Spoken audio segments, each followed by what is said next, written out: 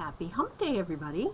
I'm very excited because I've been able to spend the last few days with my sister, Signe. And if you remember from the COVID days, if you knew us then, we did Vogue Knitting Live a lot. And my sister, she was in Canada, you know, everybody was quarantined, but she would get on our Vogue Knitting Lives and help a lot, and just telling the story of June Cashmere and showing what she was knitting. She did a lot of knitting for me. And so anyway, we're here. We've been together for a few days in northern Michigan at our mom's house, and so we thought it'd be fun. I thought it'd be fun to have us record Hump Day together on a couple different things. So let's see. Sig, just tell us what you've been working on. Well, this isn't about camel, it's about... Yeah, right? So Hump Day has been about camel for the summer, to introduce camel. Well, I said it was going to be about anything and everything related to the company. So we are doing a little switch back to Cashmere, our signature product. And yeah, so... And I don't remember when the knit-along started, but it was quite a while ago. So we started, or Amy started, a knit-along on... orientation. Yeah, we can put it with the... Taylor's Millcreek tank top. So it's a tank top and a sweater. The cardigan sweater. Yeah, do we have a picture? Yes, I do. Here, if you hold that, I'll get it right now. So this is there you can see, it's the Millcreek Tank, and Tayler Harris is the designer. And then there's the cardigan. Yeah, it's such an amazing little set together. So I started on the cardigan, or on the what's it called? The tank top. Yeah. Notice we did that thing, right? We both chose the espresso, and guess what color Taylor did hers in? Espresso. Well, it's such a beautiful color. It is such a beautiful color. I love this color, and I wear this color a lot, so it works for me. But I started the knit-along, and I got, I think I got the back done. So here's the back. Oh, yeah, cool. Got the back done.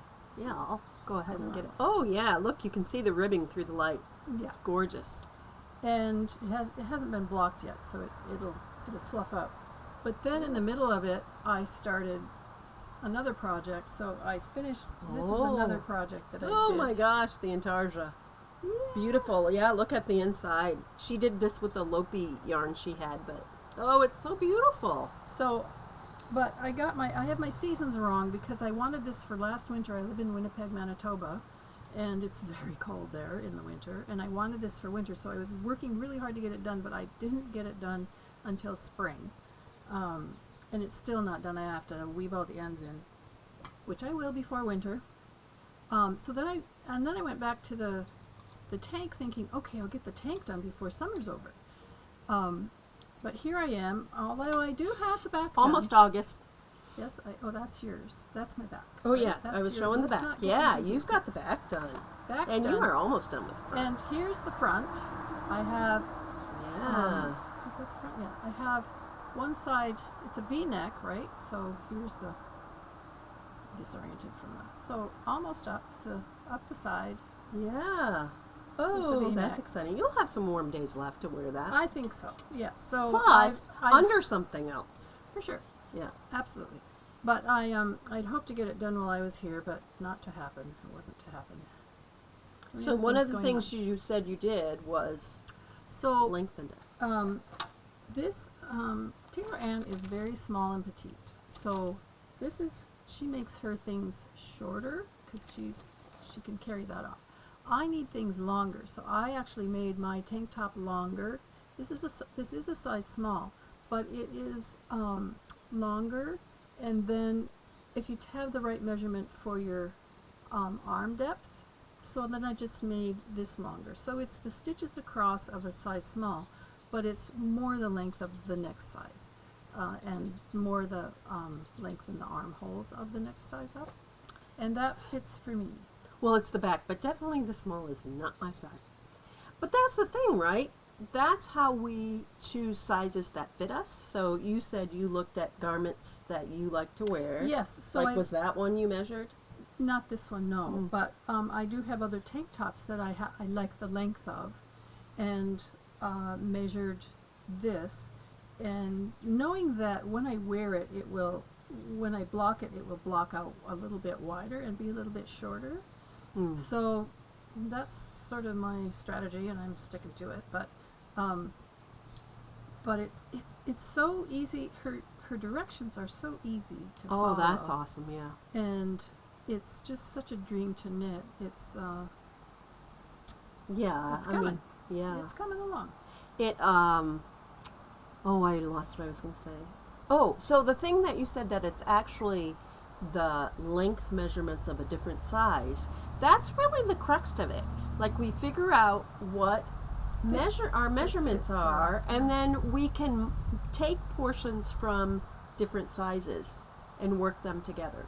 So, you know, if your shoulders are one size, you can work that size, and then, but your bust is a larger size, then you can do increases to, you know, accommodate the size that fits that area better. So as we keep doing garments and working and doing knit-alongs, the last one I did, there were, I know one person in particular had a lot of success in making size that fit, and I think she said, I just never realized that I could have more ownership over the pattern, that you don't have to follow the pattern to the T.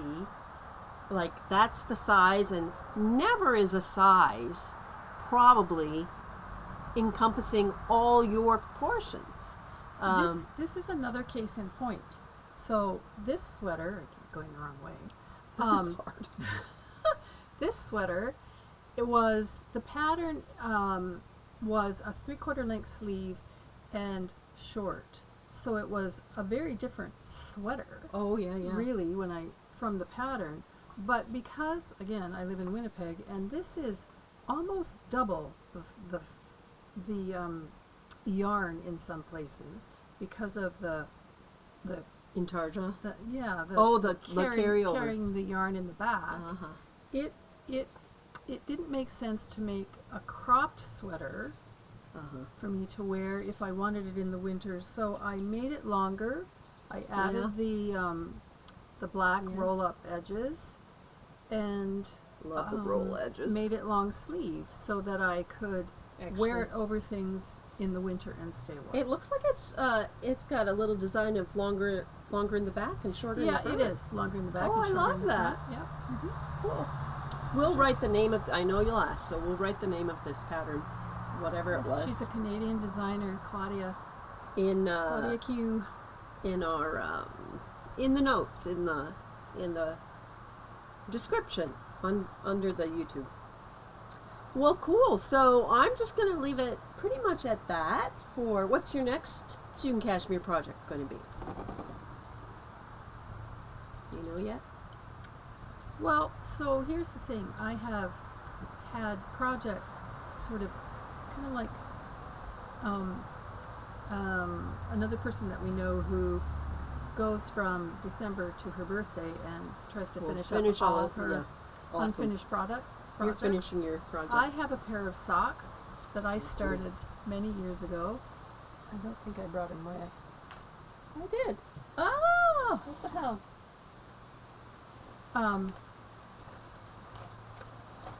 Here they are. They're called Rivendell. Oh! And I just They're love adorable. the pattern. Yeah.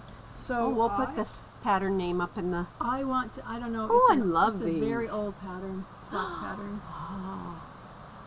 that a friend gave to me. But I love it, and I want to finish this sock and start the other one. And so this is my next project. So one of the projects I want to do for the cashmere and the camel is socks.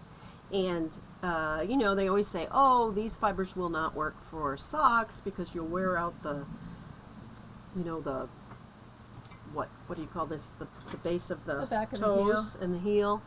But if you knit those areas tight enough, I don't think it's going to be any different than a wool sock.